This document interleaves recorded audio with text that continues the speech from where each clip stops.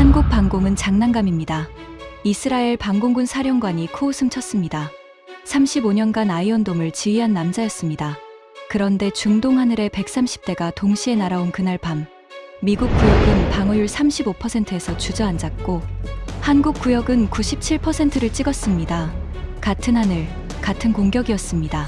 트럼프는 9개국을 협박했고 미국 방산 로비스트는 뒷공작을 벌였습니다. 하지만 3번의 실전이 끝나자 9개국이 전부 한국으로 돌아섰고 이스라엘 사령관은 자국 국방부에 보고서를 올렸습니다. 한국에게 배워야 합니다. 방공의 역사를 뒤집은 충격적인 전말을 지금 공개합니다. 시작하기 전 구독과 좋아요, 그리고 대한민국 화이팅 댓글로 한국을 응원해주세요. 여러분, 제가 35년 동안 방공이라는 세계에서 살아왔습니다. 이스라엘 방공군에서 소대장으로 시작해서 준장까지 올라간 사람이에요.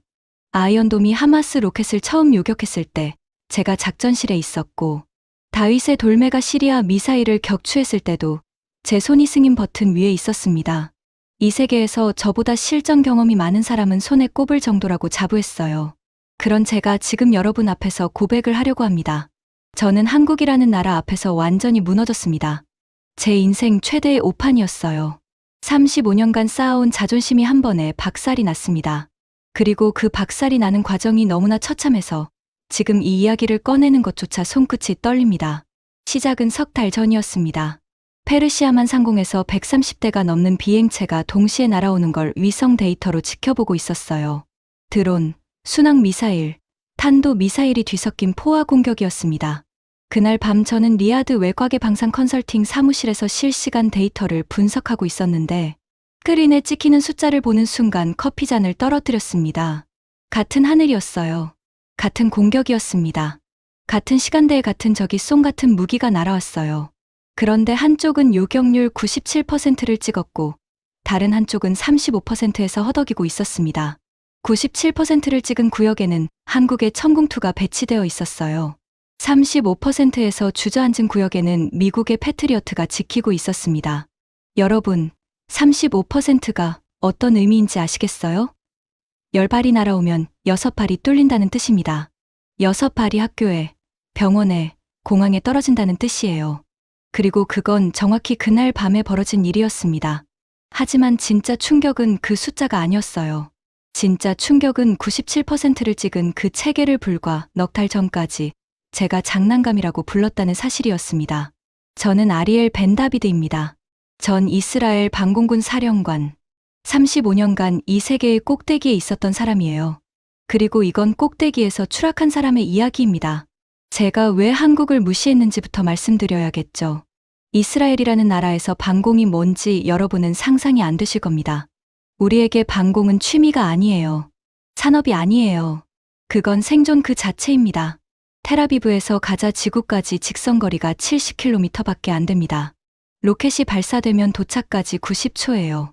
그 90초 안에 탐지하고 분석하고 요격해야 합니다. 못하면 사람이 죽어요. 우리 아이들이 죽습니다. 그래서 우리는 아이언돔을 만들었어요. 세계에서 유일하게 수만 발의 로켓을 실전에서 막아낸 체계입니다. 요격률 92%. 이 숫자가 얼마나 대단한 건지 군사 전문가가 아니면 모릅니다.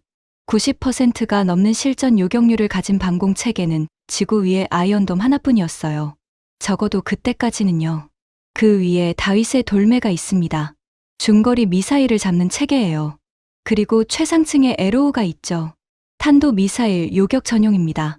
3단계 다층 방공. 이걸 보유한 나라는 이스라엘 뿐이에요. 미국도 없습니다.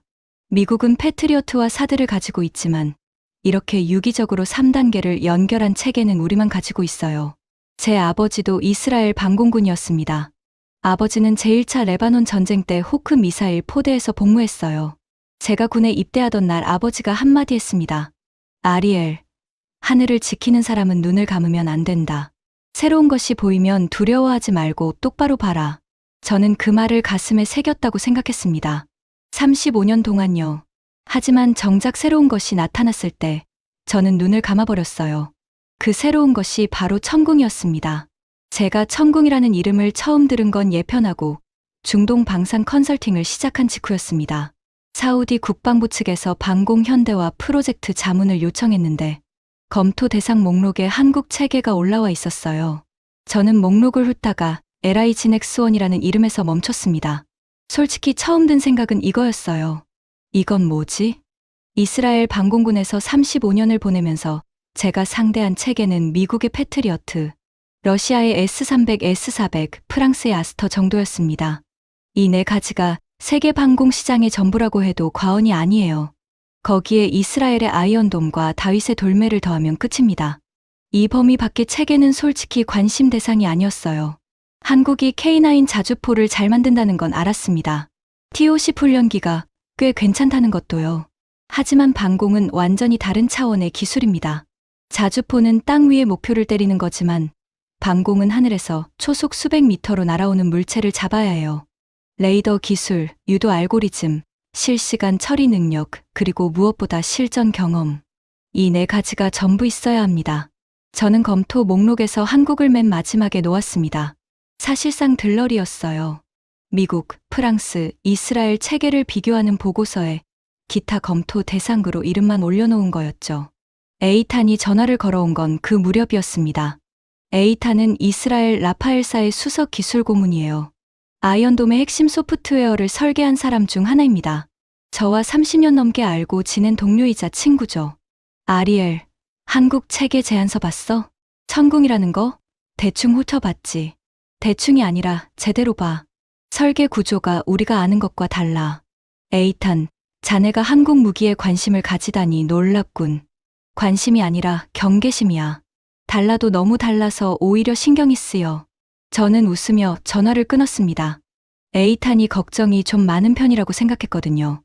라파엘에서 수십 년을 일하다 보면 모든 경쟁 제품이 위협으로 보이는 직업병 같은 거라고요. 그런데 며칠 후 리야드에서 첫 번째 검토 회의가 열렸을 때 사우디 쪽 실무자가 제게 제안서 5부를 건네줬습니다. 미국 RTX의 패트리어트 PAC-3 MSE 패키지, 프랑스 탈레스의 아스터 30 패키지, 이스라엘 라파엘의 다윗의 돌매 수출형, 러시아 알마즈안테이의 S-350, 그리고 한국 LIG 넥스원의 천궁2 수출형. 저는 습관적으로 미국 것부터 펼쳤습니다. 익숙한 숫자들이 보였어요. 탐지 거리, 요격 고도, 동시 교전 목표 수. 패트리어트는 제가 수백 번 다룬 체계니까 눈을 감고도 평가할 수 있었습니다. 프랑스 것도 마찬가지였고 라파엘 것은 당연히 저희 체계니까 누구보다 잘 알았죠. 러시아 것은 형식적으로 넘겼습니다. 그리고 마지막으로 한국 것을 펼쳤어요. 첫 페이지를 넘기는데 뭔가 이상했습니다. 제안서 구성 자체가 달랐어요.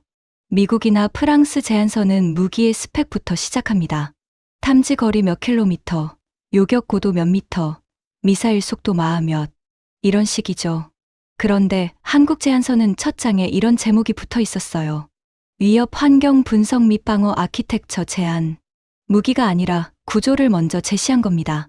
저는 고개를 갸웃했습니다. 무기를 팔겠다면서 무기 이야기를 안 하고 뭘 하는 건지. 두 번째 페이지를 넘기니까 중동 지역의 위협 유형을 5가지로 분류해 놓았더군요. 저가형 자폭 드론, 중거리 순항 미사일, 단거리 탄도 미사일, 장거리 탄도 미사일, 그리고 이것들이 동시에 날아오는 복합 포화 공격. 각각에 대해 기존 중앙 집중형 방공 체계의 대응 시간과 한계점을 그래프로 보여주고 있었습니다. 그리고 세 번째 페이지에 한 문장이 적혀 있었어요. 위협이 10개일 때 작동하는 체계와 위협이 200개일 때 작동하는 체계는 다릅니다. 저는 그 문장을 읽고 코웃음을 쳤습니다. 200개. 어떤 세상에서 200개의 비행체가 동시에 날아옵니까? 그건 영화에서나 나올 법한 시나리오라고 생각했어요. 석 달 뒤, 정확히 200대가 넘는 비행체가 페르시아만을 건너왔을 때 저는 그 코웃음을 평생 후회하게 됩니다. 하지만 그때는 몰랐죠. 제가 본 건 그저 신생 방산국가의 과대포장된 카탈로그였습니다. 저는 제안서를 덮으면서 옆에 앉은 사우디 쪽 담당자 칼리드에게 말했습니다. 칼리드는 사우디 왕실 직속 방공연대와 위원장이었어요. 왕세자가 직접 임명한 인물이죠. 칼리드, 한국 것은 참고만 하시죠. 방공은 실전 경험이 전부입니다. 이론이 아무리 좋아도 하늘에서 증명하지 못하면 아무 의미 없어요. 칼리드는 고개를 끄덕이면서도 한국 제안서를 가방에 넣었습니다. 저는 그 행동에 별 의미를 두지 않았어요. 그게 제 첫 번째 실수였습니다. 그런데 방공 현대화 프로젝트가 조용히 진행되고 있을 무렵 예상치 못한 곳에서 폭탄이 터졌습니다. 워싱턴이었어요. 트럼프 대통령이 기자회견장에서 직접 입을 열었습니다. 한국산 방공 체계를 선택하는 동맹국에 대해서는 금융 제재, 군사협력 중단, 기술 이전 동결을 포함한 포괄적 대응을 검토하고 있다. 저는 그 뉴스를 리야드 호텔 방에서 보고 있었는데 한순간 방 안의 공기가 바뀌는 걸 느꼈습니다. 에어컨은 돌아가고 있었지만 등에 땀이 흘렀어요. 이건 단순한 통상 압력이 아니었습니다. 제가 군 생활 35년 동안 목격한 미국의 동맹 압박 중에서 이 정도 수위의 공개 발언은 터키의 S-400 도입대 이후 처음이었거든요. 그리고 며칠 뒤 그 압박의 실체가 드러났습니다. 레리 콜먼이 리야드에 도착했어요. 레리 콜먼, RTX, 그러니까 옛날 이름으로 레이시온의 중동 총괄 부사장입니다. 이 사람은 방산업계에서 전설적인 로비스트예요. 공식 직함은 부사장이지만 실제 하는 일은 중동 왕족들과 국방장관들을 1대1로 만나서 미국 무기를 사게 만드는 겁니다. 키가 190cm가 넘고 회색 머리카락을 뒤로 넘기고 맞춤 양복에 금색 커프스 버튼을 달고 다니는 사람이에요. 웃을 때 눈이 웃지 않는 게 특징이죠. 콜먼이 리야드에 온 첫날 저를 먼저 찾아왔습니다. 호텔 로비의 카페에서요. 아리엘, 오랜만이군. 건강해 보여. 저는 커피를 마시며 대답했습니다. 레리, 자네가 리야드까지 직접 오다니 큰일이구만. 큰일이지. 한국이 우리 뒷마당에 들어왔으니까. 콜먼은 웃으면서 말했지만 그 웃음 뒤에 깔린 건 초조함이었습니다. 패트리어트의 중동 매출은 RTX 전체 해외 수입의 43%를 차지해요. 연간 200억 달러가 넘는 규모입니다. 여기에 유지보수, 부품 수급, 소프트웨어 업데이트까지 합치면 향후 20년간 800억 달러 이상의 파이프라인이 걸려 있는 거예요. 천궁2가 이 시장에 들어오면 그 파이프라인이 통째로 끊기는 겁니다. 아리엘, 자네도 우리 편이잖아. 이스라엘과 미국은 방공 분야에서 40년 넘게 파트너였어. 자네 아이언돔의 자금 지원도 미국 의회에서 나왔고, 그건 사실이야. 그러니까 간단해. 한국 체계가 검토 테이블에 오르지 못하게 하면 돼. 자네가 사우디 쪽에 영향력이 있잖아. 칼리드하고 친하지? 저는 커피잔을 내려놓았습니다. 콜먼의 눈을 똑바로 봤어요. 레리, 나는 컨설턴트야. 특정 업체 편을 들어주는 사람이 아니야. 콜먼의 눈빛이 순간 차가워졌습니다. 하지만 곧 다시 웃음을 되찾았어요. 물론이지, 물론이야. 자네는 공정한 사람이니까. 다만 한 가지만 기억해줘. 한국 체계는 실전에서 단 한 번도 검증된 적이 없어. 검증되지 않은 무기에 나라의 하늘을 맡기는 건 도박이야. 자네가 그 점만 정확하게 전달해주면 돼. 콜먼은 자리에서 일어나며 마지막으로 한마디를 던졌습니다. 참, 다음 주에 사우디, 아랍에미리트, 쿠웨이트, 바레인, 카타르, 오만, 요르단, 이라크, 이집트 국방수장들을 순차적으로 만날 예정이야. 9개국이야. 바쁠 거야. 9개국을 한 달 안에 전부 돈다는 뜻이었습니다. 저는 그의 뒷모습을 보면서 소름이 돋았어요. 이건 영업이 아니었습니다. 이건 포위 작전이었어요. 그리고 콜먼은 약속을 지켰습니다. 아니, 약속 이상을 했어요. 일주일 뒤 쿠웨이트 국방장관실에서 나온 정보가 저한테 흘러 들어왔습니다. 콜먼이 쿠웨이트 국방장관을 단독으로 만나 이렇게 말했다는 거예요. 한국 체계를 최종 후보에 올리면 미국은 쿠웨이트에 대한 패트리어트 정비 지원을 6개월 안에 중단합니다. 기존에 배치된 체계의 소프트웨어 업데이트도 동결됩니다. 귀국의 기존 방공망이 사실상 무력화되는 겁니다. 이건 협박이었습니다. 새 무기를 검토하겠다는 것만으로 기존 무기의 정비를 끊겠다니. 의사가 다른 병원에 상담 갔다고 기존 처방전을 찢어버리겠다는 것과 뭐가 다릅니까? 바레인에서도 비슷한 이야기가 나왔고 카타르에서도 오만에서도 같은 패턴이었습니다. 콜먼은 각 나라를 돌면서 같은 대본을 읽었어요. 한국 거 넣으면 미국 거 뺍니다. 그리고 그 위에 트럼프가 백악관에서 쐐기를 박았습니다.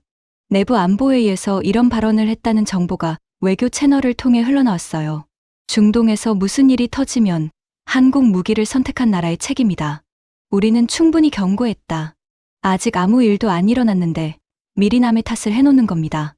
전쟁이 나기도 전에 책임을 전가해 놓는 거예요. 저는 군인 출신입니다. 35년간 전장을 봐왔어요. 하지만 이런 건 전장에서도 본 적이 없었습니다. 적도 아닌 동맹국에게 이런 짓을 하다니. 결과는 빨랐습니다. 쿠웨이트가 가장 먼저 무릎을 꿇었어요. 한국 체계를 공식 검토 목록에서 제외한다는 내부 결정을 내렸습니다. 다음은 바레인이었고 요르단이 뒤를 이었어요. 오만도 같은 방향으로 기울었습니다. 미국의 안보 우산 밖으로 나가는 게 두려웠던 거예요. 9개국 중 대부분이 같은 계산을 하고 있었습니다. 천궁이 좋은 건 알겠는데 미국 네트워크에서 빠지는 건 감당이 안 된다. 저도 솔직히 같은 생각이었습니다. 합리적인 판단이라고 봤어요. 그런데 한국은요. 이 모든 일이 벌어지는 동안 한마디도 하지 않았습니다. 미국 대통령이 기자회견에서 공개적으로 위협하고 RTX 부사장이 9개국을 돌며 협박하고 중동 국가들이 하나둘 등을 돌리는데 서울에서는 어떤 반응도 나오지 않았어요. 외교부 성명도 없었고 국방부 대변인 브리핑도 없었습니다. 한국 언론에서 정부 침묵 논란이라는 기사가 나올 때도 한국 정부는 조용했어요. 처음에 저는 그게 나약함이라고 생각했습니다. 미국 앞에서 할 수 있는 게 없는 거라고요. 에이탄이 전화로 한마디 했습니다. 아리엘, 한국이 아무 말 안 하는 게 나는 오히려 거슬려. 35년간 이 바닥에 있어봐서 아는데 뭔가를 가진 사람은 떠들 필요가 없어. 저는 웃으면서 넘겼습니다. 한국이 뭘 가지고 있다고. 미국과 이스라엘이 80년간 쌓아온 반공 역사를 불과 20년도 안 된 신생 체계가 어떻게 넘보겠어요. 하지만 에이탄의 말이 왜인지 머릿속에서 떠나질 않았습니다. 그리고 그 불편함의 정체를 제가 알게 된 건 콜먼의 9개국 순회가 끝나고 열흘 뒤에 벌어진 일 때문이었습니다. 칼리드가 저를 사무실로 불렀어요. 사우디 왕실 직속 건물의 7층이었습니다. 에어컨이 3개 돌아가는데도 칼리드의 이마에 땀이 맺혀 있었어요. 아리엘, 이상한 일이 있어. 무슨 일인데? 한국 측 실무자들이 지난주에 리야드에 왔다 갔어. 공식 방문이야? 비공식이야. 그런데 만난 상대가 우리 국방부 사람이 아니라 에너지부 사람들이래. 저는 의자에서 몸을 일으켰습니다. 에너지부? 방공 무기를 팔러 온 사람들이 왜 에너지부를 만나? 칼리드도 고개를 저었습니다. 나도 모르겠어. 그래서 자네한테 물어보는 거야. 저는 사무실을 나오면서 창밖을 바라봤습니다. 리야드의 석양이 사막 위를 붉게 물들이고 있었어요. 뭔가 제가 모르는 게임이 벌어지고 있다는 느낌. 판이 제가 알던 것보다 훨씬 크다는 느낌이 들었습니다. 하지만 그때까지도 저는 미국과 함께 가는 것이 정답이라고 믿고 있었어요. 사실 지금 돌이켜봐도 그 판단이 논리적으로 틀렸다고 말할 수는 없습니다. 미국 네트워크에 남아있으면 정보도 공유되고 합동훈련도 계속되고 무기 호환성도 유지됩니다. 교과서적으로 보면 완벽한 답안이에요. 그런데 교과서가 틀리면 어떡합니까? 시험 문제 자체가 바뀌면요. 저는 그 가능성을 처음으로 진지하게 생각하기 시작했습니다. 미국이 내미는 시험지가 30년 전 문제라면, 그리고 한국이 보고 있는 시험지가 앞으로의 30년이라면 우리가 아무리 정확하게 풀어도 그건 엉뚱한 시험에 대한 정답일 뿐이잖아요. 그날 밤 저는 호텔 방에 혼자 앉아서 천궁2 제안서를 다시 펼쳤습니다. 처음 볼 때 코웃음 쳤던 그 첫 페이지. 위협 환경 분석 및 방어 아키텍처 제안이라는 제목이 이번에는 다르게 보였어요. 무기를 파는 게 아니라 전쟁의 문법을 바꾸겠다는 선언처럼 읽혔습니다. 에이탄의 말이 또 떠올랐어요. 뭔가를 가진 사람은 떠들 필요가 없어. 한국은 대체 뭘 가지고 있는 걸까? 그 답은 생각보다 빨리, 그리고 생각보다 잔인하게 찾아왔습니다. 에너지부 이야기가 마음에 걸려서 잠을 설쳤습니다. 다음 날 아침, 저는 평소 같으면 절대 하지 않았을 일을 했어요. 천궁2 제안서를 처음부터 끝까지 정독하기 시작한 겁니다. 270페이지짜리 문서를요. 처음 50페이지는 제가 코웃음 쳤던 그 위협 환경 분석이었습니다. 그런데 천천히 읽으니까 느낌이 달랐어요. 아까 스쳐 지나간 그래프들이 하나하나 눈에 들어오기 시작했거든요. 핵심은 이거였습니다. 미국식 방공 체계는 중앙 집중형입니다. 모든 레이더 데이터가 하나의 중앙 노드로 올라가요. 중앙에서 위협을 분류하고 우선순위를 매기고 각 발사대에 교전 명령을 내려보냅니다. 지휘관이 모든 선수에게 일일이 무전으로 지시하는 축구팀이라고 생각하시면 돼요. 위협이 5개, 10개일 때는 이게 완벽합니다. 중앙에서 차분하게 배분하면 되니까요. 그런데 한국 제안서에는 이런 질문이 적혀 있었습니다. 위협이 100개를 초과할 때 중앙 노드의 처리 지연은 몇 초입니까? 그 아래에 시뮬레이션 결과가 붙어 있었어요. 동시 접근 비행체가 50개일 때 중앙 처리 지연 8초, 100개일 때 23초, 150개를 넘으면 시스템이 우선순위 재계산 루프에 빠져서 최대 90초까지 멈출 수 있다는 분석이었습니다. 90초. 순항 미사일이 90초 동안 방해 없이 날아오면 40km를 진행합니다. 그 40km 안에 정유시설이 있고 공항이 있고 도시가 있어요. 저는 연필을 놓고 한참 동안 천장을 바라봤습니다. 이건 제가 한 번도 생각해 본 적 없는 각도였거든요. 이스라엘에서 우리가 상대한 건 하마스 로켓이었습니다. 한 번에 수백 발이 날아와도 그건 전부 같은 종류의 비행체예요. 궤적이 단순하고 속도가 일정합니다. 아이언돔은 이런 단일 유형 대량 공격에 최적화된 체계입니다. 하지만 중동에서 이란이 쓰는 건 완전히 다릅니다. $8,000짜리 자폭 드론과 $500만 탄도 미사일이 뒤섞여서 동시에 날아와요. 느린 것과 빠른 것, 높은 것과 낮은 것, 싼 것과 비싼 것이 한꺼번에 밀려옵니다. 이걸 중앙에서 하나하나 분류하고 배분하려면 시간이 걸릴 수밖에 없어요. 천궁2의 답은 간단했습니다. 중앙을 없애는 겁니다. 각 발사대가 독립적으로 위협을 탐지하고 스스로 판단해서 교전합니다. 옆 발사대와 데이터는 공유하지만 승인은 기다리지 않아요. 눈앞에 적이 보이면 바로 쏩니다. 축구로 비유하면 감독이 일일이 지시하는 팀이 아니라 선수 각자가 상황 판단해서 뛰는 팀이에요. 상대가 11명일 때는 둘 다 통하지만 상대가 100명이 되면 어느 쪽이 살아남겠습니까? 저는 에이탄에게 전화를 걸었습니다.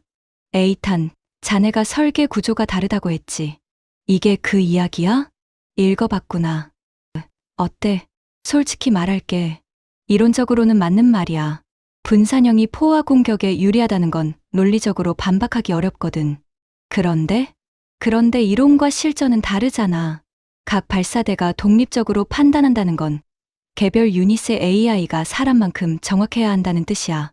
그게 가능해? 에이탄이 잠시 침묵했습니다. 그러더니 목소리를 낮춰서 말했어요. 아리엘, 내가 라파엘에서 아이언돔 소프트웨어를 만들 때 처음에 군 수뇌부가 뭐라고 했는지 알아? 기계가 유격 판단을 내리는 건 불가능하다고 했어. 사람이 승인해야 한다고 했지. 그런데 우리가 증명했잖아. 아이언돔의 유격 판단은 100% 알고리즘이야. 한국이 그걸 한 단계 더 밀어붙인 건데 불가능하다고 단정할 수 있어? 저는 대답하지 못했습니다. 에이탄이 마지막으로 한마디 덧붙였어요. 그리고 한 가지 더. 나는 천궁2의 레이더 주파수 할당 구조를 분석해봤는데 이건 하청 기술의 냄새가 아니야. 미국 걸 베낀 게 아니라 처음부터 다른 철학으로 설계한 거야. 마치 같은 시합을 완전히 다른 전술로 뛰는 팀을 보는 것 같았어. 전화를 끊고 나서 저는 한참 동안 제안서를 붙들고 있었습니다. 에이탄은 아이언돔의 두뇌를 만든 사람이에요. 세계에서 방공 소프트웨어를 가장 잘 아는 사람 중 하나입니다. 그런 사람이 한국 체계의 경계심을 느낀다면 이건 가벼운 이야기가 아니었어요. 그런데 제 자존심이 인정을 안 하는 겁니다. 35년이요. 35년간 미국과 이스라엘의 방공 기술이 세계 최고라고 믿어온 사람한테 한국이라는 신생 국가의 체계가 더 나을 수 있다는 가능성을 받아들이라니 그건 제 인생 전체를 부정하는 것과 같았습니다. 저는 제안서를 닫았어요. 아직은요. 한국의 침묵은 계속됐습니다. 트럼프가 기자회견에서 공개적으로 위협하고 콜먼이 9개국을 돌며 뒷공작을 벌이고 미국 언론에서는 한국 방산의 거품이라는 기사가 쏟아지는데도 서울에서는 아무런 반응이 없었어요. 미국 측 실무진이 비공식적으로 흘리는 이야기도 있었습니다. 천궁은 결국 미국 기술을 기반으로 한 하청 무기다. 패트리어트의 핵심 알고리즘을 참고해서 만들었다. 독자 기술이라고 보기 어렵다. 이런 이야기들이요. 저도 처음에는 그럴 수도 있겠다 싶었습니다. 한국이 방공 분야에서 완전한 독자 체계를 가지고 있다는 걸 제 눈으로 확인한 적이 없었으니까요. 하지만 에이탄이 처음부터 다른 철학이라고 했던 말이 귓가에 맴돌았습니다. 그리고 그 무렵 워싱턴에서 이상한 소식이 하나 들려왔어요. 미국 국방부 산하 국방기술평가실에서 내부 보고서가 하나 작성됐다는 겁니다. 제목이 차세대 포화 공격 환경에서의 분산 방공 아키텍처 효용성 분석이었는데 사실상 천궁2의 설계 철학을 분석한 문서였어요. 이 소식을 가져온 건 에이탄이었습니다. 라파엘의 미국 파트너사 경로를 통해 들은 거였죠. 아리엘, 보고서 결론이 뭔지 알아? 한국형 분산. 자율교전 구조가 기존 중앙집중형 대비 포화 공격 환경에서 현저한 우위를 보인다. 이거야. 저는 전화기를 꽉 쥐었습니다. 미국 국방부 자체 분석이 한국 방식이 맞다고 한 거야? 맞아. 그리고 어떻게 됐는지 알아? 보고서가 상부에 올라갔다가 그대로 파쇄됐어. 검토 회의도 안 잡혔대. 파쇄. 자국 전문가의 분석을 쓰레기통에 넣은 겁니다. 왜? 아리엘, 왜겠어? 이 보고서를 인정하면 패트리어트에 구조적 한계가 있다는 걸 공식적으로 시인하는 거잖아. 그러면 중동 800억 달러 파이프라인이 날아가고 방산 일자리 32,000개가 흔들리고 중간선거에서 텍사스와 엘라베마의 표가 움직여. 답을 알면서 못 받아들이는 거야. 저는 전화를 끊고 사무실 의자에 깊이 기대앉았습니다. 허탈했어요. 분노가 아니라 허탈함이었습니다. 미국이라는 나라가 자국 전문가의 분석까지 씹어버리면서 한국을 밀어내려 한다면 이건 기술적 판단이 아니라 정치적 결정이라는 뜻이었거든요. 합리성의 탈을 쓴 이기심. 그리고 저는 내리 콜먼이 그 파쇄에 관여했을 거라는 직감이 들었습니다. RTX의 로비 역량이라면 국방부 내부 보고서 하나쯤 묻어버리는 건 아침 식사 전에 할 수 있는 일이니까요. 실제로 며칠 뒤 콜먼이 백악관에 올린 보고서의 존재가 비공식적으로 확인됐습니다. RTX를 포함한 미국 방산 기업 5곳이 합동으로 작성한 건데 내용이 이랬어요. 중동 방공 계약이 한국으로 넘어갈 경우 미국 내 방산 일자리 32,000개가 직접 영향을 받는다. 텍사스 미사일 조립 공장, 엘라베마 레이더 부품 생산 라인, 애리조나 소프트웨어 센터. 구체적인 공장 이름과 고용 인원까지 표로 만들어서 올렸습니다. 그리고 보고서 마지막 페이지에는 정치자금 흐름도가 첨부되어 있었대요. 방산 기업들의 로비 자금이 어떤 의원들에게 가고 그 의원들이 어떤 위원회에 앉아 있는지. 이건 보고서가 아니었습니다. 협박장이었어요. 한국한테 시장 뺏기면 돈줄 끊기고 돈줄 끊기면 정치판 흔들린다. 이걸 대통령한테 들이민 겁니다. 여러분, 석 달 전에 미사일이 날아오기 시작했어요. 사람들이 대피했고 건물이 무너졌습니다. 그런데 그 다음에 미국이 한 일이 뭡니까? 왜 뚫렸는지 분석한 게 아닙니다. 다음에 어떻게 막을지 고민한 게 아니에요. 일자리 수를 세고 정치 자금을 계산한 겁니다. 하늘에서 불이 떨어지고 있는데 불을 어떻게 끌지가 아니라 소화기를 누가 만들어서 팔지를 따지고 있었어요. 저는 그때 처음으로 생각했습니다. 이 사람들은 동맹국의 하늘을 지키고 싶은 게 아니라 동맹국의 하늘을 팔고 싶은 거구나. 그 답은 생각보다 빨리 그리고 생각보다 잔인하게 도착했습니다. 리야드 시각으로 새벽 1시 23분이었어요. 저는 호텔에서 잠들어 있었는데 전화벨이 아니라 창문을 때리는 충격파에 눈을 떴습니다. 유리가 덜덜 떨리고 있었어요. 바깥에서 사이렌이 울리기 시작했습니다. 연속으로 끊기지 않고요. 저는 군인 출신입니다. 그 사이렌이 무슨 뜻인지 몸이 먼저 알았어요. 잠옷 위에 재킷만 걸치고 사무실로 뛰었습니다. 사무실에 도착해서 방산 컨설팅 네트워크의 보안 채널을 열었을 때 화면에 뜬 숫자를 보고 심장이 멈추는 것 같았습니다. 동시 접근 비행체 134기, 분류 자폭 드론 78대, 순항미사일 37기 단거리, 탄도미사일 19기, 접근 방향 페르시아만 동쪽 부채꼴 전개 134대.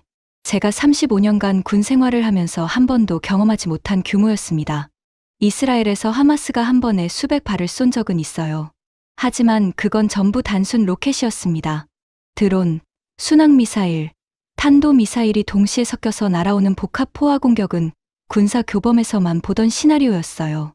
그리고 제가 2달 전에 코웃음 쳤던 천궁2 제안서의 그 문장이 번개처럼 머리를 때렸습니다. 위협이 10개일 때 작동하는 체계와 위협이 200개일 때 작동하는 체계는 다릅니다. 134대, 200개에 가까운 숫자가 현실로 날아오고 있었습니다. 저는 떨리는 손으로 데이터를 추적하기 시작했어요. 걸프 전역의 방공 포대 상황이 실시간으로 올라오고 있었습니다. 미국식 통합방공망 구역부터 봤습니다.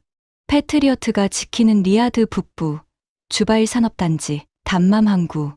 중앙지휘 체계가 작동을 시작했어요. 레이더 데이터가 중앙 노드로 올라가고 위협 분류가 시작됐습니다.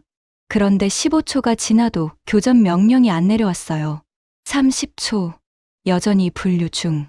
저는 스크린을 두 손으로 움켜쥐었습니다. 왜 안 쏘는 거야? 왜 안 쏘는 거야? 이유는 단순했습니다. 드론과 미사일이 뒤섞여서 날아오니까 레이더 반사 신호가 엉킨 겁니다. 시스템이 드론을 미사일로 오분류하고 미사일을 드론으로 오분류하는 일이 반복됐어요. 중앙 노드가 우선순위를 계속 재계산하면서 루프에 빠졌습니다. 38초가 지나서야 첫 번째 교전 명령이 내려왔어요. 하지만 그때는 이미 드론 선발대가 패트리어트 포대의 레이더 커버리지 안쪽으로 들어와 있었습니다. 그리고 여기서 더 끔찍한 일이 벌어졌어요. 패트리어트가 $8,000짜리 자폭 드론을 향해 $500만 요격탄을 쏘기 시작한 겁니다. 한 발, 두 발, 세 발. 드론이 떨어질 때마다 $500만 사라졌어요. 그리고 드론을 잡느라 요격탄을 소진하는 동안 뒤에서 진짜 순항미사일이 들어오기 시작했습니다. 담맘 항구 인근 포대에서 긴급 통신이 올라왔어요. 요격탄 재장전 필요. 현재 잔여 4발. 접근 비행체 11기. 4발로 11기를 상대하라니. 저는 눈을 감았습니다. 주바일 산업단지 쪽에서 첫 번째 착탄 보고가 올라왔어요. 순항미사일 2발이 정유시설 외곽 배관 구역에 떨어졌습니다. 화재 발생. 담맘 항구에서도 드론 자폭 공격으로 크레인 3기가 파괴됐다는 보고가 이어졌고요. 리야드 북부에서는 탄도미사일 신호가 잡혔는데 패트리어트 포대가 드론 대응에 요격탄을 소진해서 탄도미사일을 향해 쏠 탄이 부족했습니다. 저는 35년간 전장을 봐왔지만 이렇게 체계적으로 무너지는 걸 본 적이 없었어요. 적이 뚫은 게 아닙니다.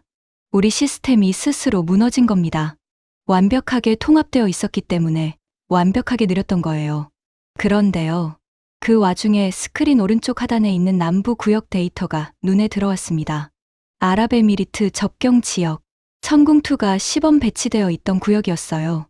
교전 로그가 실시간으로 찍히고 있었습니다. 드론 격추, 순항미사일 요격, 드론 격추, 드론 격추. 끊김없이 올라오는 로그, 중앙 승인 대기 표시 없음. 각 발사대 자율교전 진행 중. 저는 숫자를 세기 시작했어요. 해당 구역에 접근한 비행체 32대, 격추 31대, 요격률 97%, 97%. 같은 밤, 같은 공격에서 미국식 통합망 구역의 종합 요격률은 35%였습니다. 저는 의자 등받이에 몸을 기대고 천장을 바라봤습니다. 형광등이 흔들리고 있었어요. 아니, 제 눈이 흔들리고 있었던 건지도 모릅니다. 그리고 한 가지 더 확인한 숫자가 있었어요. 요격 비용이었습니다. 미국 구역에서 패트리어트가 소모한 요격탄 38발, 단가 $500만 기준으로 1억 9천만 달러를 태웠어요. 그중 드론을 향해 발사된 게 25발 이상이었습니다. $8,000짜리를 잡겠다고 $500만 날린 거예요. 천궁 구역에서는 드론은 연동된 근접방공 체계가 따로 처리했습니다. 천궁 본체는 순항미사일과 탄도미사일에만 집중했어요. 소모된 요격탄 총 12발, 총 비용 추정 $1,500만, 1억 9천만 대 $1,500만, 12배가 넘는 차이였습니다. 날이 밝았을 때 피해 집계가 올라왔어요. 주바일 산업단지 정유시설 외곽 배관 파손, 가동률 55%로 하락, 담맘 항구 크레인 3기 파괴, 선적 기능 72시간 마비, 리야드 북부 주거지역 인근 탄도미사일 잔해 낙하, 사상자 보고 접수 중, 남부 구역 피해 없음, 정유시설 가동률 100%, 전 시설 정상 운영, 같은 하늘, 같은 적, 같은 밤. 결과는 두 개의 다른 세상이었습니다. 첫 번째 공격이 있고 열흘이 지났습니다. 리야드는 겉으로 평온을 되찾은 것처럼 보였어요. 도로에 차가 다니고 카페에서 사람들이 커피를 마시고, 하지만 국방부 안쪽은 전쟁터였습니다. 그리고 그 열흘 사이에 워싱턴에서 벌어진 일을 나중에 알게 됐는데 듣고 나서 밥이 안 넘어갔습니다. 백악관이 움직인 겁니다. 공격 피해를 분석해서 방공망을 개선하는 방향이 아니라 오히려 한국 배제를 강화하는 방향으로요. 트럼프가 기자회견에서 이렇게 말했습니다. 중동의 방공은 미국이 책임진다. 일시적인 기술적 문제는 업그레이드로 해결될 것이다. 비검증 체계에 의존하는 것은 더 큰 위험을 초래한다. 일시적인 기술적 문제. 정유시설이 불타고 항구가 멈추고 사람들이 대피하는데 일시적인 문제라니. 저는 뉴스를 보면서 주먹을 쥐었어요. 레리 콜먼은 더 적극적으로 움직였습니다. 이번에는 사우디뿐 아니라 아직 흔들리지 않은 나라들을 집중 공략했어요. 이집트, 요르단, 이라크. 첫 번째 공격은 예외적 상황이었다. 패트리어트는 업그레이드로 대응 가능하다. 한국 체계로 전환하면 기존 미국 네트워크와의 호환성이 깨진다. 그리고 콜먼이 꺼낸 가장 악질적인 카드가 있었습니다. 한국 체계를 선택한 구역만 무사했다는 건 이란이 의도적으로 그 구역을 피했을 가능성이 있다.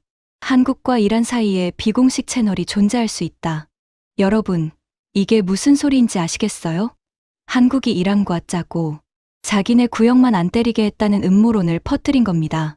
97% 요격률이라는 데이터를 정면으로 부정할 수 없으니까 데이터 자체를 오염시키려는 거였어요. 증거가 있냐고요? 당연히 없었습니다. 하지만 의심의 씨앗은 한번 뿌려놓으면 자라거든요. 저는 이 이야기를 들었을 때 레리 콜먼이라는 인간에 대해 가지고 있던 마지막 존경심마저 사라졌습니다. 이건 경쟁이 아니라 모략이었어요. 그리고 두 번째 공격이 왔습니다. 이번에는 해질 무렵이었어요. 첫 번째와 패턴이 완전히 달랐습니다. 첫 번째가 전방위 분산 공격이었다면 두 번째는 표적이 명확했어요. 공항과 에너지 시설. 딱 두 가지. 비행체 수도 늘었습니다. 총 172대. 드론 편대가 세 차례 파상 공격으로 밀려왔고 그 뒤를 순항 미사일과 탄도 미사일이 따랐어요. 이란이 전략을 바꾼 겁니다. 군사 시설이 아니라 경제 인프라를 노렸어요. 공항이 멈추면 사람이 못 움직이고 정유시설이 멈추면 돈이 못 움직입니다. 미사일 전쟁이 아니라 경제 전쟁이었어요. 결과는 첫 번째보다 참혹했습니다. 쿠웨이트 알아르마디 항만 순항미사일 2발 직격, 석유 터미널 화재, 수출 기능 전면 중단, 바레인 이사 공군기지 드론 자폭 공격으로 활주로 보조시설 파괴, 담만 킹파우드 국제공항 미사일 3발 외곽 착탄, 공항 운영 전면 중단, 주바일 정유란지 드론 편대 파상 공격, 패트리어트 1차 파도 요격 후 재장전 공백 4분 20초 발생, 2차 파도 6대 돌파, 배관구역 화재 확산, 가동률 32%로 추락, 4분 20초. 패트리어트가 재장전하는 데 걸린 시간입니다. 그 4분 20초 동안 드론 6대가 방어선을 뚫고 정유시설에 박혔어요. 그리고 그 정유시설 근처에 학교가 있었습니다. 파편이 학교 운동장까지 날아갔다는 보고가 올라왔을 때 저는 의자에서 일어나지 못했어요. 다행히 새벽 시간이라 학생은 없었지만 운동장에 박힌 파편 사진이 채널을 통해 공유됐을 때 회의실에 있던 모든 사람이 입을 다물었습니다. 쿠웨이트, 바레인, 이 나라들이 어떤 나라였는지 기억하세요? 미국의 압박에 따라 한국 체계를 배제한 나라들이었습니다. 제재가 두려워서, 네트워크에서 빠지는 게 두려워서 합리적인 선택을 한 거예요. 그 합리적인 선택의 결과가 눈앞에 있었습니다. 항만이 멈추고, 공항이 멈추고, 정유시설이 불타고, 학교 운동장에 파편이 박혔어요. 남부 구역 보고가 올라왔습니다. 동일한 시간대, 동일한 공격 패턴. 남부 구역의 정유시설과 관제탑에도 드론과 순항미사일이 접근했어요. 결과 정유시설 가동률 100%, 관제탑 정상, 피해 보고 없음, 요격률 98%. 저는 두 구역의 데이터를 나란히 놓고 바라봤습니다. 왼쪽에는 빨간색 경고등이 가득했고 오른쪽에는 초록색 정상 표시가 조용히 켜져 있었어요. 제재를 피한 대가가 이거였습니다. 제재를 받을까봐 더 좋은 방패를 포기했더니 방패가 없는 것과 같아진 거예요. 보험료가 아까워서 보험을 안 들었더니 사고가 나서 전 재산을 날린 것과 뭐가 다릅니까? 저는 그 밤 칼리드에게서 전화를 받았습니다. 칼리드의 목소리가 갈라져 있었어요. 아리엘, 왕세자께서 내일 아침 긴급 보고를 원하신다. 자네도 참석해줘. 무슨 내용인데? 두 구역의 데이터를 나란히 보여달라고 하셨어. 왜 한쪽은 불타고 한쪽은 멀쩡한지. 저는 전화를 끊고 한참 동안 천장을 바라봤습니다. 왕세자가 직접 데이터를 보겠다는 건 결정을 내리겠다는 뜻이었어요. 그리고 그 데이터가 가리키는 방향은 하나뿐이었습니다. 세 번째 공격 징후가 포착된 건 두 번째 공격으로부터 닷새 뒤였습니다. 페르시아만 동쪽에서 다시 대규모 비행체 집결 신호가 잡혔어요. 이번에는 규모가 더 커졌습니다. 사전 탐지된 비행체 수만 200대를 넘었어요. 이란이 이전 두 차례 공격의 경험을 바탕으로 전술을 더 정교하게 다듬은 거였습니다. 저는 사무실에서 데이터를 지켜보면서 속으로 기도했어요. 남부 구역만은 이번에도 버텨줘라. 그런데 세 번째 공격이 시작되기 전에 이상한 일이 하나 벌어졌습니다. 칼리드가 전화를 걸어왔어요. 아리엘, 남부 구역 방공 배치도가 이틀 전과 달라져 있어. 뭐가 달라졌는데? 발사대 위치가 이동했어. 레이더 커버리지, 패턴도 바뀌었고. 그런데 우리 쪽에서 변경 승인을 내린 적이 없어. 그럼 누가 바꾼 거야? 칼리드가 잠시 침묵했다가 말했습니다. 한국기술지원단이야. 첫 번째 공격 직후에 서울에서 출발했대. 48시간 만에 현장에 도착했어. 48시간. 서울에서 페르시아만까지 48시간 만에 기술진을 투입한 겁니다. 그들이 뭘 했는데? 첫 번째와 두 번째 공격의 모든 비행체 데이터를 분석했어. 접근 경로, 속도, 고도 프로파일, 전파 신호 패턴까지 전부. 그걸 바탕으로 세 번째 공격이 올 경우 예상 침투 경로를 도출하고 발사대 위치를 재배치했대. 레이더 주파수 할당도 현장에서 직접 수정했고, 저는 수화기를 쥔 손에 힘이 풀리는 걸 느꼈습니다. 이건 단순히 잘 만든 무기를 납품한 게 아니었어요. 실전 데이터를 먹고 체계가 진화하는 구조였습니다. 어제의 전투를 학습해서 오늘 더 강해지는 무기. 미국 체계가 30년 전 설계된 대로 작동하고 있을 때, 한국 체계는 이틀 전 전투를 분석해서 내일의 전투를 준비하고 있었어요. 세 번째 공격이 시작됐습니다. 이번에는 제가 실시간으로 두 구역의 데이터를 나란히 모니터링할 수 있었어요. 칼리드가 사우디 국방부 상황실 접근 권한을 줬거든요. 200대가 넘는 비행체가 부채꼴로 퍼져오고 있었습니다. 드론, 순항미사일, 탄도미사일. 이전보다 더 복잡한 조합이었어요. 일부 드론은 제밍 장비를 달고 있었고, 미끼 드론이 섞여서 레이더를 교란했습니다. 이란도 학습한 거였어요. 미국식 통합망 구역의 결과부터 말씀드릴게요. 패트리어트 포대가 이전보다는 나은 대응을 보였습니다. 미국 측에서도 긴급 소프트웨어 패치를 적용했거든요. 하지만 근본적인 구조는 바뀌지 않았어요.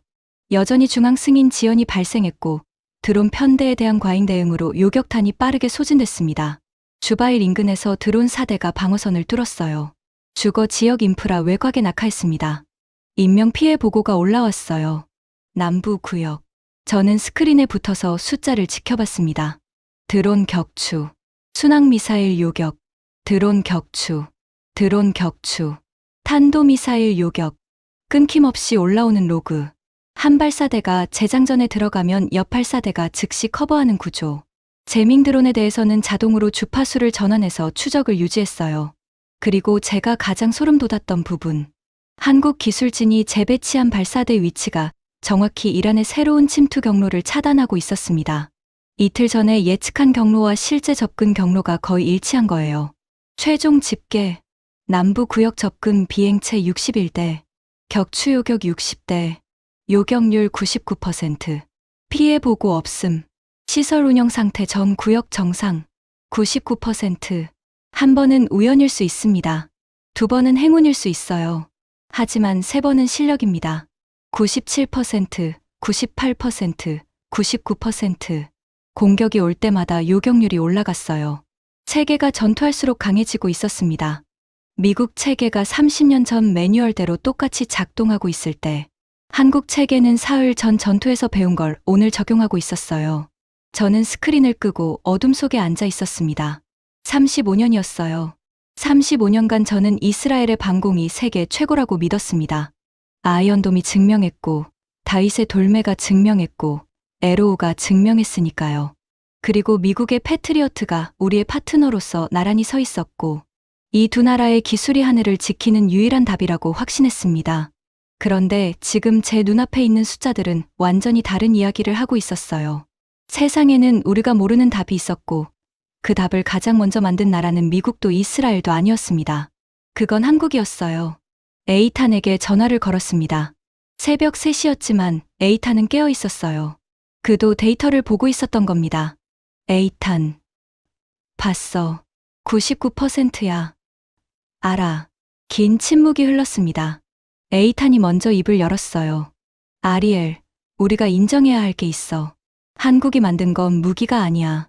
저건 새로운 전쟁의 문법이야. 그리고 그 문법 앞에서 우리 교과서는 낡은 거야. 저는 전화기를 내려놓고 창밖을 바라봤습니다.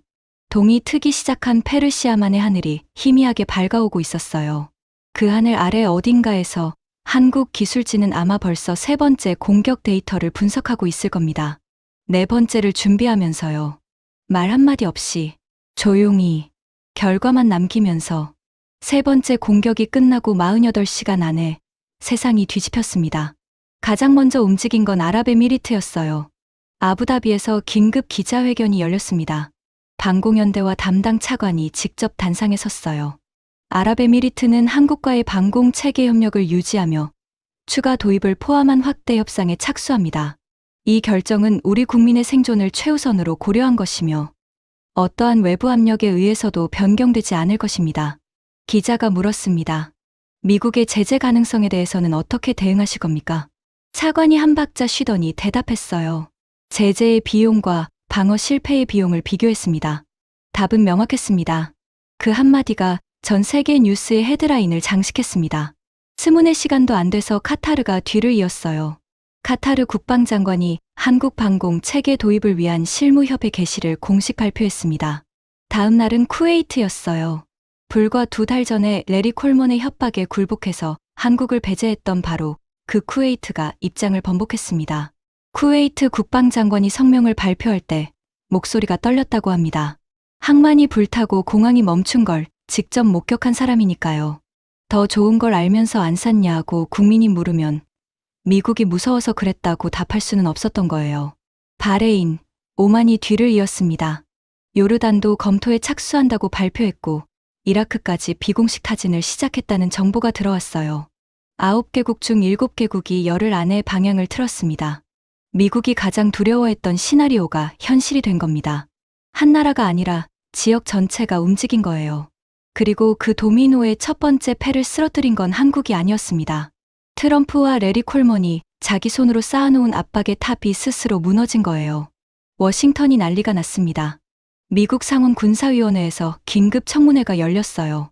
의제는 중동 방공 체계의 실전 대응력 평가 및 동맹 안보 전략 재검토였는데 실제로는 트럼프의 대한국 제재 정책이 도마 위에 오른 거였습니다. 여야 가릴 것 없이 의원들이 국방부 관계자를 몰아세웠어요. 핵심 질문은 하나였습니다. 왜 한국 체계는 3번 다 막았는데 우리 체계는 3번 다 뚫렸나? 국방부 측 답변이 궁색했습니다. 한국 체계는 제한된 구역에서의 시범 운용이며 전체적인 평가를 내리기엔 이릅니다. 그런데 이 답변이 나간 같은 날 미국의 주요 안보 전문지 4곳이 남부 구역 실전 데이터를 상세 분석한 기사를 일제히 쏟아냈어요. 3번의 실전, 97%-98%-99%의 요격률, 시설 피해 제로, 제한된 구역이라는 변명은 오히려 역효과를 낳았습니다. 그 제한된 구역만 멀쩡하니까 나머지 구역의 실패가 더 부각됐거든요. 전직 미국 국방장관이 인터뷰에서 말했어요. 정치적 이해관계 때문에 동맹의 안보를 담보로 잡는 것은 미국의 가치에 반한다. 퇴역 장성 9명이 공동 서명한 공개 서한이 워싱턴 포스트에 실렸습니다. 방산 수출 이익을 위해 동맹국의 생존을 위험에 빠뜨리는 정책은 즉각 폐기되어야 한다. 트럼프는 끝까지 버텼어요. 백악관 기자회견에서 이렇게 말했습니다. 한국 무기를 선택한 국가들은 미국 안보 우산의 보호를 기대할 수 없다. 이것은 원칙의 문제다. 하지만 그 발언이 나간 같은 시간, 미국 의회에서는 대통령의 중동 정책을 역사적 판단 착오로 규정하는 결의안이 논의되고 있었습니다. 여론조사에서 트럼프의 중동 정책 지지율이 23%까지 떨어졌어요. 자기 나라 국민도 등을 돌린 겁니다. 레리 콜먼은요? 사라졌습니다. 리야드에서 9개국을 누비며 협박하던 그 거만한 뒷모습이 더 이상 중동 어디에서도 보이지 않았어요. RTX 본사에서 중동 총괄 부사장직에서 조용히 교체됐다는 소식이 나중에 들렸습니다. 공식적으로는 개인 사유라고 했지만 업계에서는 다 알고 있었죠. 800억 달러 파이프라인을 날려먹은 사람의 최후였습니다. 그리고 그 모든 소란 한가운데서 한국은 여전히 한마디도 하지 않았습니다. 미국이 미검증이라고 했을 때도 레리 콜먼이 이란과 짰다는 음모론을 퍼뜨렸을 때도, 트럼프가 안보 우산에서 뺀다고 협박했을 때도, 서울에서는 외교부 대변인이 특별히 언급할 사항이 없다는 한 줄짜리 답변만 반복했어요. 대신 한국은 기술자를 보냈습니다. 48시간 만에 현장에 도착한 기술진은 아무 말 없이 데이터를 분석하고 체계를 업그레이드하고 결과를 만들어냈어요. 변명도 없었고 자랑도 없었습니다. 그냥 결과만 있었어요. 그리고 걸프 협력회의 긴급 안보 정상회의가 아부다비에서 열렸습니다. 선언문의 핵심은 이거였어요. 걸프 협력회의 회원국들은 한국형 분산, 자율방공 아키텍처를 차세대 걸프 통합방공의 기본 표준으로 채택한다. 기본 표준. 미국이 아니라 한국이 기준이 된 겁니다. 중동의 하늘을 지키는 방식 자체가 바뀐 거예요. 칼리드가 정상회의 후에 저한테 전화했습니다. 목소리에서 며칠간의 긴장이 풀린 게 느껴졌어요. 아리엘, 한국 측에서 보내온 통합 제안서가 380페이지야. 방공만 들어있는 게 아니야. 레이더 네트워크, 통신 인프라, 전력 백업, 사이버 방어까지 전부 하나로 묶어놨어. 이건 무기 카탈로그가 아니라 국가 생존 설계도야. 380페이지. 한국이 이걸 며칠 만에 쓸 수 있었을 리가 없습니다. 몇 달, 어쩌면 몇 년에 걸쳐 준비한 거예요. 트럼프가 제재를 위협하고 콜먼이 9개국을 돌며 협박하고 세상이 시끄러운 그 모든 시간 동안 한국은 이 380페이지를 쓰고 있었던 겁니다. 소리 없이, 한마디 변명도 없이. 시험이 끝나고 자기가 몇 점 받을지 아는 학생이 왜 떠들겠어요? 성적표가 나오면 되는 거니까요. 성적표는 이미 나왔습니다. 3번의 실전이라는 성적표가요. 그리고 제가 해야 할 일이 남아 있었습니다. 저는 텔아비브로 돌아왔어요. 이스라엘 국방부 건물의 5층 회의실.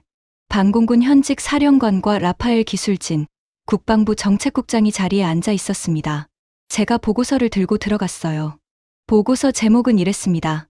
중동 실전 데이터 기반 차세대 방공 아키텍처, 평가 및 이스라엘 방공 체계 발전 방향 제언. 그리고 보고서의 결론은 한 문장이었어요. 한국형 분산 자율교전 구조는 포화 공격 시대의 기존 중앙 집중형 구조보다 구조적 우위에 있으며 이스라엘은 차세대 방공 체계에 이 구조의 핵심 요소를 반영해야 한다. 회의실이 조용해졌습니다. 현직 사령관이 저를 바라봤어요. 그의 눈빛에서 저와 같은 저항감이 보였습니다. 이스라엘 방공군 사령관이 한국에게 배워야 한다는 보고서를 받아들이기 쉬울 리가 없죠. 벤다비드 장군, 우리 아이언돔의 요격률이 92%입니다. 세계 최고예요. 맞습니다. 하마스 로켓에 대해서는요. 무슨 뜻입니까? 사령관님, 하마스 로켓은 전부 같은 종류의 단순 비행체입니다. 아이언돔은 이 단일 유형 대량 공격에 최적화된 체계예요. 세계 최고가 맞습니다. 하지만 이란이 드론, 순항미사일, 탄도미사일을 동시에 섞어서 200대를 날리면 어떻게 됩니까? 회의실이 다시 조용해졌어요. 저는 스크린에 3번의 실전 데이터를 띄웠습니다. 97%, 98%, 99%, 그리고 옆에 미국식 통합망의 35%, 42%, 48%를 나란히 놓았어요. 이건 가설이 아닙니다. 석 달 전에 실제로 벌어진 일입니다. 같은 하늘, 같은 적, 같은 밤. 결과는 정반대였습니다. 라파엘 기술진 한 명이 질문했어요. 벤다비드 장군, 한국 체계를 도입하자는 겁니까? 아닙니다. 한국 체계의 핵심 설계 철학을 우리 차세대 체계에 반영하자는 겁니다. 분산형 자율교전 구조, 위협, 유형별 대응 체계 분리, 실전 데이터 기반 실시간 학습. 이 3가지가 미래 전쟁의 핵심입니다. 한국이 이걸 먼저 만들었다는 사실을 인정하는 게 부끄러운 일입니까? 아니면 이걸 무시하다가 우리 하늘이 뚫리는 게 더 부끄러운 일입니까? 현직 사령관이 한참 동안 스크린을 바라봤습니다. 그리고 고개를 끄덕였어요. 보고서를 정식으로 접수하겠습니다. 회의가 끝나고 복도를 걸어 나오는데 에이탄이 기다리고 있었습니다. 아무 말 없이 제 어깨를 2번 두드렸어요. 30년 동료의 악수보다 더 많은 걸 말해주는 손길이었습니다. 저는 국방부 건물을 나와서 차에 탔습니다. 그리고 텔아비브 남쪽의 작은 묘지로 향했어요. 아버지 묘소 앞에 섰습니다. 아버지, 벤다비드 요나탄 대령, 이스라엘 방공군 초창기 멤버, 호크 미사일 포대에서 시작해서 이스라엘 방공의 기초를 닦은 분이에요. 제가 군에 입대하던 날 아버지가 했던 말이 있었습니다. 아리엘, 하늘을 지키는 사람은 눈을 감으면 안 된다. 새로운 것이 보이면 두려워하지 말고 똑바로 봐라. 35년 동안 저는 그 말을 지키고 있다고 생각했어요. 하지만 정작 새로운 것이 왔을 때 저는 눈을 감았습니다. 한국이라는 이름이 너무 낯설어서, 이스라엘의 자존심이 너무 높아서, 35년의 경험이 오히려 벽이 되어서요. 아버지가 돌아가시기 몇 해 전에 한 말씀이 하나 더 있었어요. 병실 침대에 누워서 저를 바라보며 말했습니다. 아리엘, 내가 젊었을 때 이 나라의 반공은 아무것도 없었다. 세계가 우리를 비웃었어. 작은 나라가 무슨 반공이냐고. 그런데 우리가 만들어냈잖아. 세계 최고를 만들어냈어. 그러니까 기억해라. 세상 어딘가에서 지금 우리처럼 시작하는 나라가 있을 거야. 모두가 비웃어도 묵묵히 만들고 있는 나라가. 그 나라가 우리를 넘는 날이 오면 화내지 말고 인정해라. 우리도 그렇게 시작했으니까. 한국이었습니다. 아버지가 말한 그 나라가 한국이었어요. 모두가 비웃었습니다. 미국이 비웃었고 제가 비웃었어요. 반공은 차원이 다른 기술이다. 실전 경험이 없다. 장난감이다. 온갖 이유를 붙여서 눈을 감았습니다. 그런데 한국은 화내지 않았어요. 반박하지 않았고 변명하지 않았고 비난하지 않았습니다. 한국이 한 건 딱 하나였어요. 세계를 만들었습니다. 배치했습니다. 실전에서 증명했습니다. 기술진을 보내서 현장에서 진화시켰습니다. 그리고 380페이지짜리 국가 생존 설계도를 조용히 내밀었습니다. 말이 아니라 결과로 세상을 바꾼 겁니다. 저는 묘비 앞에서 한참 동안 서 있었습니다. 텔아비브의 바닷바람이 묘지의 풀을 흔들고 있었어요. 아버지, 저 인정했습니다. 늦었지만 인정했어요. 여러분, 저는 지금 이 이야기를 텔아비브의 사무실에서 마무리하고 있습니다. 창밖으로 지중해가 보여요. 책상 위에는 2개의 서류가 놓여 있습니다. 하나는 석 달 전 제가 장난감이라고 불렀던 천궁투 제안서. 다른 하나는 제가 직접 작성해서 이스라엘 국방부에 제출한 보고서예요. 제안서는 버리지 않았습니다. 제 판단이 얼마나 좁았는지 잊지 않으려고요. 한국이라는 나라는 참 묘한 나라입니다. 크지 않아요. 자원이 넘치는 것도 아닙니다. 세계 안보 질서의 중심에 선 적도 없어요. 그런데 이 나라가 80년간 미국과 이스라엘이 독점하던 반공의 판도를 뒤집어 놓았습니다. 한마디 말 없이요. 반박도 않고 변명도 않고 자랑도 않고 그냥 만들고 지키고 증명한 겁니다. 트럼프가 압박했을 때 한국을 무너뜨린 건 아무것도 없었어요. 하지만 트럼프를 무너뜨린 것도 한국이 아니었습니다. 트럼프를 무너뜨린 건 트럼프 자신의 논리였어요. 한국은 미검증이다 했는데 3번 검증됐고, 제재를 감수하는 건 비합리적이다 했는데 제재를 피한 나라들이 더 큰 피해를 입었고, 미국 체계가 최고다 했는데 미국 체계만 뚫렸습니다. 모든 주장이 현실에 의해 하나씩 부서진 거예요. 에이탄이 며칠 전 저한테 한마디 했습니다. 아리엘, 예전에는 세계가 미국을 기준으로 반공 전략을 짰잖아. 앞으로는 한국을 기준으로 짜게 될 거야. 미국은 힘으로 기준이 됐지만 한국은 실력으로 기준이 된 거니까. 저는 대답하지 않았습니다. 대답할 필요가 없었어요. 현실이 이미 그렇게 되고 있으니까요. 얼마 전 칼리드에게서 마지막 전화가 왔습니다. 사우디 국방부의 새로운 반공 배치 계획이 확정됐다는 소식이었어요. 대형 스크린에 사우디 전역 지도가 떠 있었고 새로운 반공 거점들이 표시되어 있었대요. 전부 한국형 분산 배치 구조였습니다. 칼리드가 웃으면서 말했어요. 아리엘, 우리 국방부 신임 소위 한 명이 한국어를 배우기 시작했대. 한국 기술진이랑 직접 소통하고 싶다고. 저는 그 이야기를 들으면서 떠오른 게 있었습니다. 30년 전 제가 미국 엘라베마 헌츠빌에서 패트리어트 연수를 받으러 갈 때 영어를 더 열심히 공부하겠다고 결심했던 일이요. 그때 저는 미국을 배우러 갔고 그 젊은 소위는 한국을 배우러 가려는 겁니다. 세대가 바뀐 거예요. 기준이 바뀐 겁니다. 여러분은 한국을 어디까지 아시나요? K-팝, 드라마, 반도체, 그 정도를 떠올리시는 분이 많을 거예요. 하지만 제가 경험한 한국은 그보다 훨씬 깊은 나라입니다. 자기 기술을 묵묵히 쌓고 위기 앞에서 흔들리지 않고 결과로만 말하는 나라. 세상이 무시할 때 화내지 않고 세상이 인정할 때 으스대지 않는 나라. 저는 35년간 하늘을 지키는 일을 해왔습니다. 그리고 이제 알겠어요. 세상에는 소리 없이 판을 바꾸는 나라가 있습니다. 그 나라의 이름은 대한민국입니다. 지금까지 이스라엘 반공군 사령관이 경험한 충격적인 이야기였습니다. 소리 없이 세계의 하늘을 바꾸고 있는 대한민국의 이야기, 주변에 널리 공유해 주세요. 우리가 몰랐던 대한민국의 저력을 더 많은 분들이 알 수 있도록 구독과 좋아요도 부탁드립니다. 지금까지 터칭 스토리였습니다. 감사합니다.